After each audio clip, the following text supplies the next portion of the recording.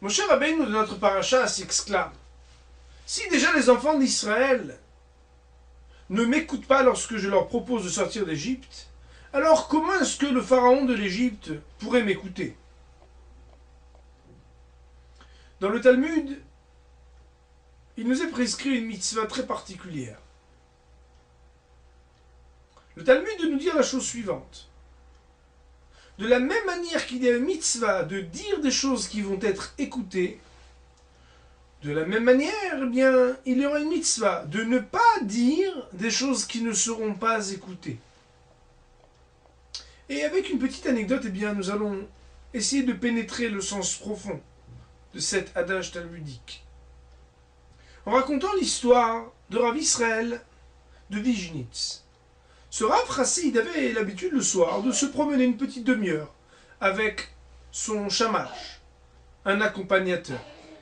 Un soir, alors qu'il s'approche de la maison du directeur de la banque de la ville, eh bien, le Rav décide d'aller frapper à la porte du directeur de la banque, alors qu'il n'était absolument pas ami avec lui. Alors, le shamash, de ne pas trop comprendre, et le rabbi de taper à la porte. On lui ouvre, et bien sûr, même s'ils n'étaient pas de grands amis, eh bien, le banquier le reçoit avec tous les égards nécessaires. Il le fait s'asseoir, et le Rav Israël de Vijnitz reste muet quelques instants. Alors, son hôte de faire des allusions au shamash pour lui demander quelle était la raison de la venue du rabbi, mais le shamash de lui dire qu'il n'en savait pas plus que lui. Aussi, après 1 ou 2 minutes, le rabbi se lève, après un silence total, et remercie son hôte en le saluant pour partir. Alors là, vous imaginez, eh bien, le directeur de la banque, qui avait reçu le rabbi en visite, lui dit que Rav, excusez-moi, rabbi, j'ai quand même une question. Qu'est-ce qui m'a valu la visite du Rav chez moi? Quel était l'objet de votre visite? Et là, le Rav de lui dire, avec un peu d'humour, mais malgré tout très sévèrement, je suis venu pour accomplir une mitzvah. Ah bon, mais laquelle, rabbi, dites-moi donc? Eh bien, la mitzvah de ne pas dire quelque chose lorsque la chose ne sera pas écoutée. Aussi, j'avais quelque chose à vous dire. Je savais que vous ne pourriez pas l'écouter. Et bien sûr, pour faire cette mitzvah, eh bien, je ne peux pas la faire chez moi. Parce que de chez moi, eh bien, il n'y a rien qui se présente. Il faut que je vienne, que je me mette dans une disposition d'esprit où je voudrais le dire. Et puisque ça n'est pas écouté, eh bien, je ne vous dis pas la chose. Comment, rabbi, mais comment pouvez-vous prétendre que je ne vais pas écouter? Peut-être que oui, je vais écouter. Mais non, lui dit le Rav. C'est sûr que tu ne pourras pas écouter. C'est sûr que tu ne pourras pas réagir à l'écoute de ces mots que je voudrais te prononcer.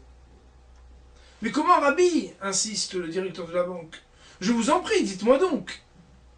Et après que les échanges négocient, que le rabbi veuille bien prononcer et dire les quelques mots qu'il s'était abstenu pourtant de dire, le rabbi accepte et lui dit, bien écoute, tu veux savoir, alors écoute bien. Il y a une femme qui est veuve et qui n'a vraiment pas d'argent. Elle doit une somme énorme à ta banque. Et dans quelques jours, eh bien, on doit la sortir de chez elle. Elle sera mise à la porte et n'aura pas où loger. Alors, le directeur de la banque lui dit, mais rabbi, moi je suis directeur de la banque, mais la dette qu'elle a, elle n'est pas à moi, c'est pas une dette personnelle. C'est de l'argent qu'elle doit à la banque. Qu'est-ce que moi je peux y faire? Et là, le rabbi de lui dire, mais c'est bien ce que je te disais. Je n'aurais pas dû te le dire, puisque, en te le disant, de toute façon, tu ne peux rien entendre à cela. Et le rabbi, de remercier son hôte, de le saluer, et de repartir. Seulement, eh bien, le directeur de la banque, il se retourne dans tous les sens dans son lit et n'arrive pas à dormir. Il se dit quand même, oh là là, jusqu'à ce que, pris d'une bonne conscience et d'une préoccupation pour cette femme, avec en plus le challenge de se dire, mais oui, je peux écouter, je peux entendre ce que le rabbi m'a dit, bien il décide de payer de sa poche ce qui manquait à cette femme pour ne pas qu'elle soit mise à la porte de chez elle. Et là, à Moraï Verabota, eh bien, on apprend une leçon extraordinaire. Le rabbi, lorsqu'il s'adresse à cet homme et s'abstient de lui dire quoi que ce soit, eh bien, ce silence, il en dit long. Car c'est vrai qu'au moment où bien on pense que quelqu'un ne va pas écouter ce qu'on a à lui dire, on a la mitzvah de s'abstenir de parler. Seulement, parfois le silence, eh bien, il titille. Parce que parfois, ne pas dire, c'est exprimer qu'on ne peut pas dire.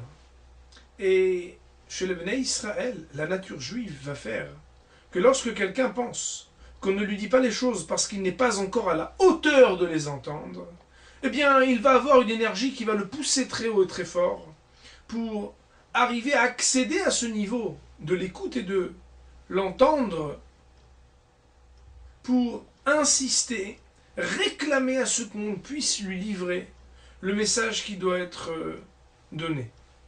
Aussi, eh bien, si le Rav Israël de Vijnitz était entré et puis d'un seul coup lui avait dit à ce directeur de la banque ce qu'il avait à lui dire, peut-être qu'il n'aurait pas réagi de la même manière.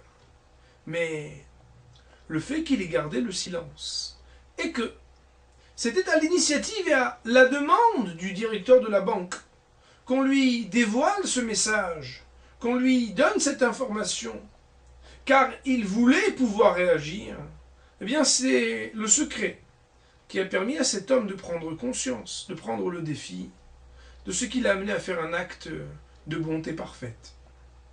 Alors, eh bien, il en ressort qu'on a émis, c'est vrai, de dire certaines choses et parfois de garder le silence. Mais il ne faut jamais oublier que le but du silence, ce n'est pas seulement de garder pour soi, mais de faire comprendre qu'il y a parfois des silences qui en disent long.